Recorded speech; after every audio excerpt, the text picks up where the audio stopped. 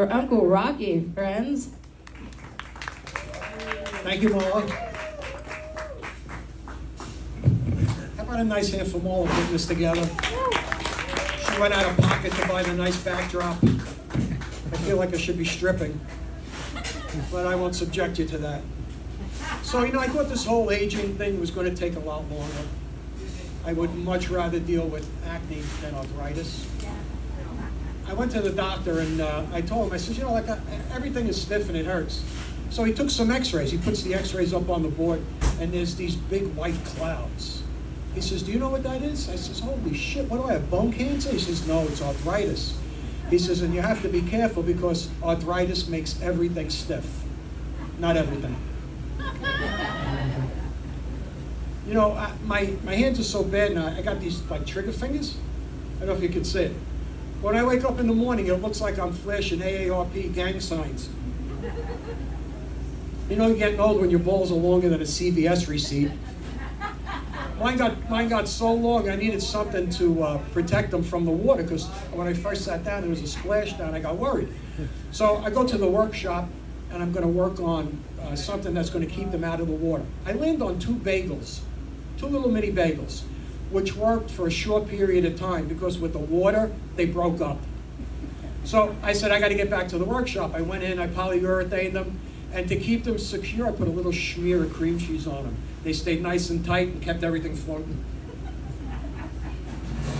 I call those the testicular flotation devices. I used to drink a fair bit when I was younger to get buzzed. Now, as I got older, now if I really want to get a nice buzz, I just stand up real quick and I let the blood pressure take over. You got blood pressure problems too? No? Drinking hits differently when you're my age. I get a 3-day hangover now from a blueberry smoothie. I found that there's 4 rules to aging. You never pass up a bathroom. You never waste an erection. You never trust a fart. And you never, ever, ever get down on the floor without a specific plan to get back up. I go in the bathroom, and it takes me longer to start going than to actually go. I actually lose my train of thought. And when I finally do get started, it's like these urinary dots and dashes. It's like Morse code. Ships at sea are starting to respond.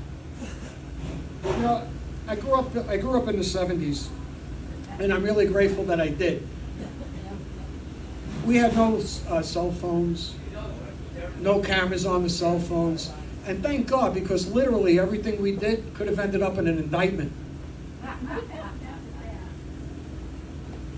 In the 70s, things were very different. What happened to pubic hair now?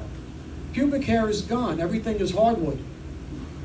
I remember you had to be very motivated to muff dive in the 70s. In fact, there was a very specific technique. Allow me to demonstrate.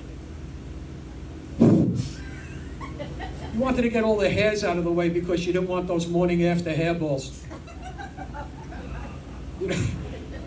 I've been married for 40 years, and the only reason why I do this, it's the only place I can get 5 minutes in without getting interrupted. My Pixie, she's like a Boston cream donut. She tastes great. She smells delicious, but like too many Boston cream donuts, she's killing me slowly. We're Italian. We talk with our hands a lot, Pixie especially. Sometimes she looks like she's trying to land planes on an aircraft carrier. Well, she broke her wrist a couple of years ago, and she developed an Italian stutter. She just stood there going, "You son of a bitch." I went to my dad when I was getting married, and I said, "Pop, what do I need to know? I want to make the marriage successful. Tell me what I need to know." He says, "Well, I always found it takes 2 words." I said, "What words?" He goes, "Yes, dear," which struck me as kind of curious because he never ever said that to my mother. So I figure he's full of shit. I go to my grandfather, and I say, "Pop, tell me, what do I need to know to make this marriage successful?" He goes, "This girl, she's Italian?" I says, "Yeah." He says, "She's Sicilian?" I says, "Yeah." He says, "Well, you can tell a lot about this girl by the way she uses her hands." I said, "How so?" He says, "Well, for instance, if they're wrapped around your throat, she's a man." You know, Pixie will have 50% of a conversation in her head before bringing me into it, and I'm always accused of never paying attention. And I have to admit, I do have what I like to call Italian Alzheimer's. I forget everything except the grudges. You know, Italian women, I've been around 6 generations of Italian women, and I can tell you they talk incessantly. In fact, I do believe they breathe through their ears, which blows that whole excuse out of the water that I ain't sucking that because I can't breathe. You know, we've found our way after 40 years. You know, compromise is very important. We compromise a lot now. We've become pros at it. I say I fucked up, and she says, yes, she did. And that's the compromise. Menopause was an interesting time. I like to call it the thermostat wars. You'll find out. It may not be for 40 years, but you'll find out. So she would run to the thermostat, set it down. I mean, she would make it so cold in the house. We'd have intermittent flurries in the bedroom. And she would have these hot flashes that, I mean, I could see she was suffering. So I said to her, what are these hot flashes like? She says, it's like a fire burning from the inside out. I said, oh, I get it. It's like when I have a very spicy Italian meal.